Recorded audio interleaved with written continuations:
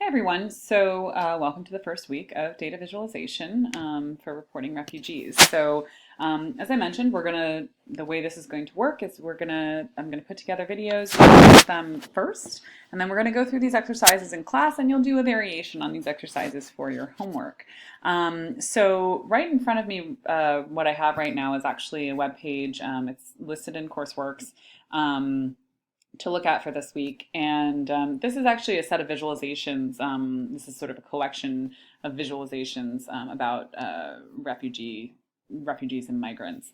And so I'm going to use this as kind of content fodder for the basic web page that we're going to build during today's exercises. So to get started, I'm going to open up Aptana Studio. So hopefully this will look a little bit familiar from class, but obviously you're welcome to go through and do this again on your lab computers.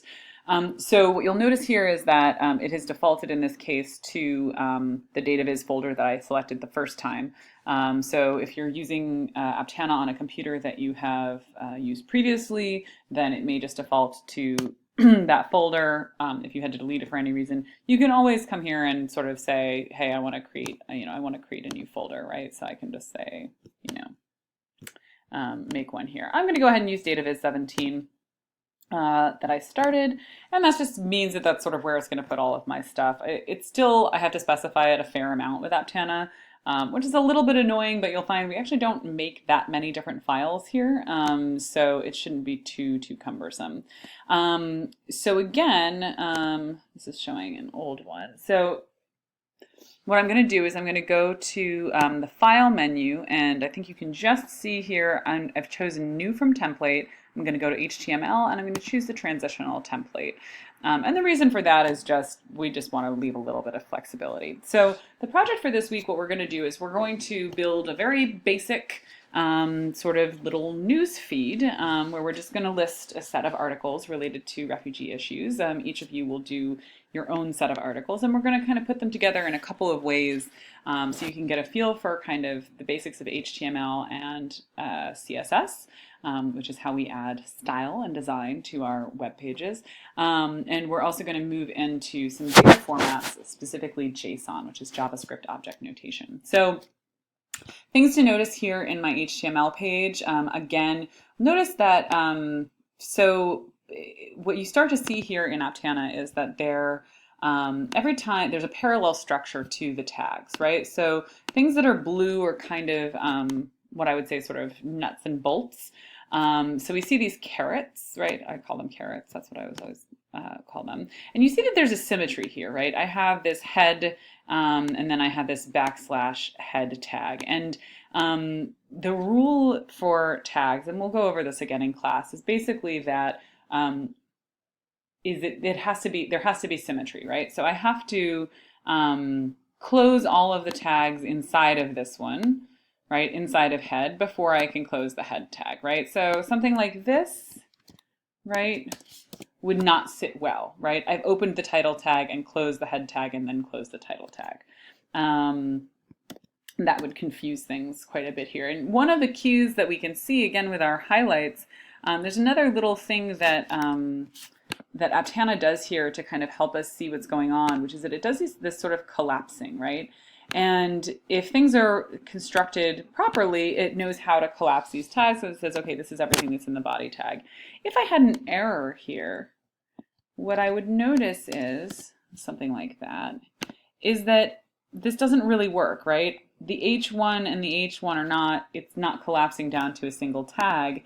It hasn't rejected it, but it is not, it's not kind of folding in on itself properly. Whereas if I do it here, whoops, I'm going to skip that. If I do that here, right, I see the body tag. I don't see the / body tag, right, because it's been properly encapsulated.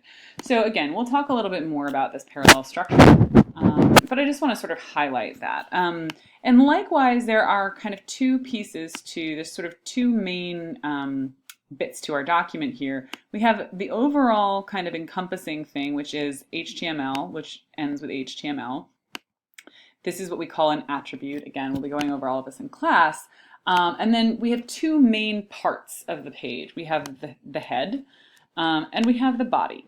And the head tag basically includes things that should be loaded or interpreted before the web browser tries to render anything in the body. So basically, things that are in the body are visible, right? And things that are not in the body, things in the head are invisible. Okay, so we're going to see this. This might cause an error, and we'll talk about why. But first I'm going to save this, and I'm going to save it to the local file system, put it in the DataViz folder, and I'm going to call this newsfeed.html. Okay, so again, I have to specify HTML here. You may see this metadata folder appear. Don't worry about it, just ignore it. It also depends on the settings of your computer whether or not you'll even see that. So as I pointed out at the very end of class last week, I don't actually have to upload my file in order to be able to see it. In fact, anything that I have on my desktop I can open through a web browser just fine, and any of you who've dealt with something like OpenRefine may be familiar with this. So your browser is just another kind of interface.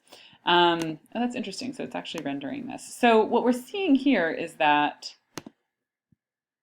this is actually rendering the text that's in the head, which it shouldn't really do.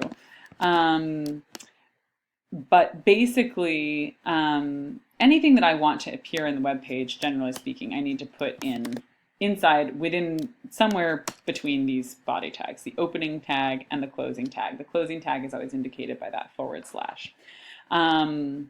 Again, in the head tag, in that between the opening and closing of those tags, that's where I'm going to put things. Eventually what I'm going to do is I'm going to put files that need to be loaded that it needs to have on hand before it can successfully interpret the page.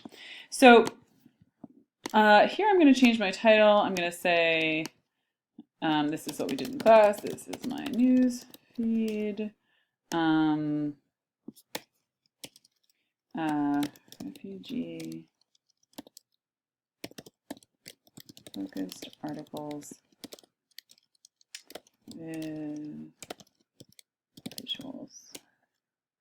Okay, so one of the things that we notice, and you'll also notice I don't have to keep opening the page. I can actually just reload it here, right? And we see that everything changes, right? So you can see from the file that anytime you see file at the beginning of a URL, it's referring to your local computer, right? So it's actually just, it's showing that this is on my desktop and it's in the folder DataViz, and then this is the name of the file.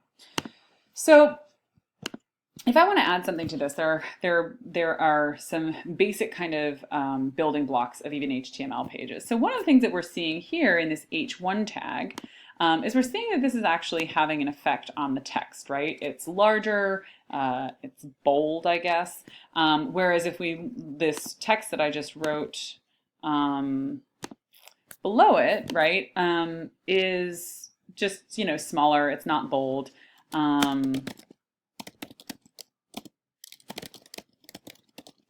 So what we're seeing here is the fact that this H1 tag, right, has is a unique kind of tag because it basically does two things.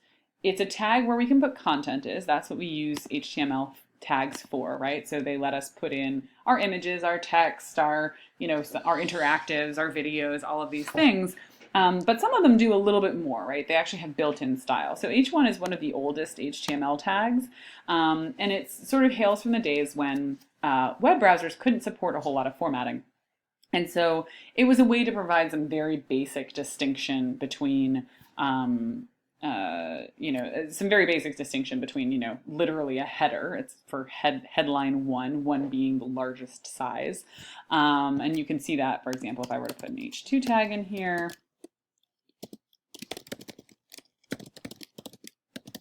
and you'll also notice that when I start to put these in, so I put in this, as soon as I close this tag, Aptana does this handy thing, which is that it creates the close tag for me and it puts my cursor between them. So I don't have to worry about manually typing out every single tag, right? That would be really tedious. And that's one of the reasons that we use this integrated development environment like Aptana Studio, right?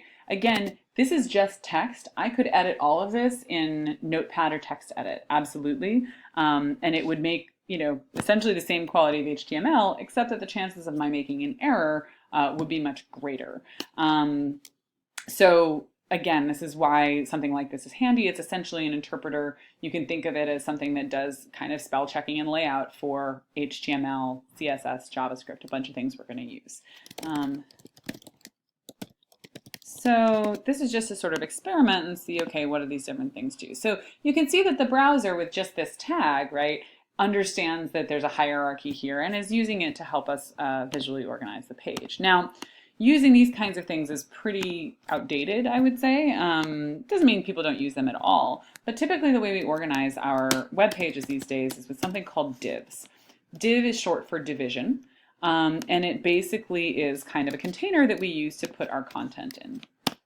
So what we're going to do with this assignment is we're going to just collect some very basic information about news stories. So the first thing that I'm going to do is I'm going to say, okay, what is the information that I want? Well, I'd like to have a title. Okay, so I'm going to put the title of my story in here. Let's see, which is the one I liked? I liked this one. Okay, so I'm going to open this up just to look at it. And the title is The Scale of the Migrant Crisis from 160 to Millions. So on my page, I want to have the title of this, right? Oops, got a little messed up. Now, in point of fact, the white space that kind of goes in here, I could space this out. Doesn't make any difference. HTML doesn't care what kind of white space is contained in it. That's not how the browser interprets what to render, right? So I could put as much white space or as little white space as I want in here. Again, we'll talk about why you notice that, for example, I have the body tag here, and when I put a div inside it, it indents it one, okay? This is a convention that's used by the Aptana software, just by web developers in general, to help make clear what the structure is, right? Because it actually gets quite complex. If you were to look at the source of a web page, you see that there's lots of things nested inside of other things. It's helpful to use that indentation to be able to visually perceive the sort of organizational structure of the web page. So let's say too that I wanted to put in an image. I'm just gonna say, I'll put my image here. So I have this div now. Let's see what we get when we refresh this.